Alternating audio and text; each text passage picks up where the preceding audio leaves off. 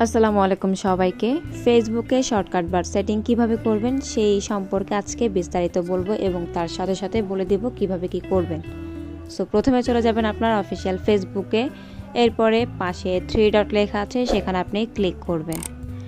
এরপরে গিয়ে আপনি নিচের দিকে স্ক্রল করবেন, নিচে দেখবেন সেটিংস অ্যান্ড প্রাইভেসি অপশন আছে, সেখানে ক্লিক করবেন। তারপরে আপনি আবার সেটিংসে ক্লিক করবেন।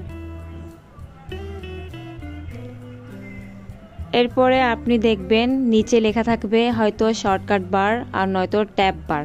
সো আমার এখানে ট্যাব বার আছে, আমি এখানে ক্লিক করব। এরপরে দেখবেন কাস্টমাইজ দি বার, আর দ্বিতীয় নম্বরে হচ্ছে ম্যানেজ নোটিফিকেশন ডটস।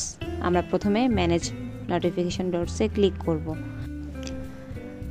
আপনার এই নোটিফিকেশন ডটসে যদি এগুলো অন থাকে তাহলে এগুলোর নোটিফিকেশন এখান থেকে যত ভিডিও বা যত মার্কেট প্লেসে যাই আসুক না কেন আপনার এইখানে এই নোটিফিকেশন যে বারটি আছে এখানে পৌঁছে যাবে, আপনি নোটিফিকেশন পেয়ে যাবেন।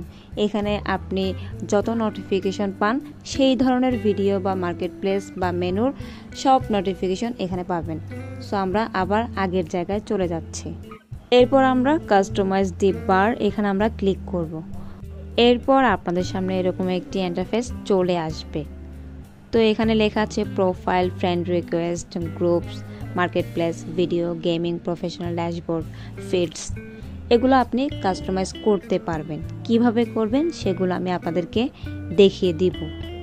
এই যে প্রোফাইলের এখানে অটো যে লেখাটি আছে সেখান থেকে আপনি মূলত কাস্টমাইজ করবেন। এখানে যদি পিন করে দেন তাহলে এই প্রোফাইলটা আপনার সরাসরি চলে আসবে। বর্তমানে কি অবস্থানে আছে আমাদের প্রোফাইলটা আমরা একটু ব্যাক করে দেখি। দেখা শেষ, আমরা এখন আবার আগের জায়গায় চলে যাব।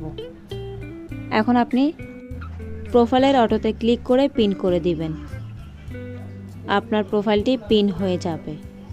এরপর আপনি ব্যাক করে দেখবেন আপনার প্রোফাইলটা এখানে চলে আসবে। এরপর এখান থেকেই আপনি ডিরেক্ট ক্লিক করে প্রোফাইলে চলে যেতে পারবেন।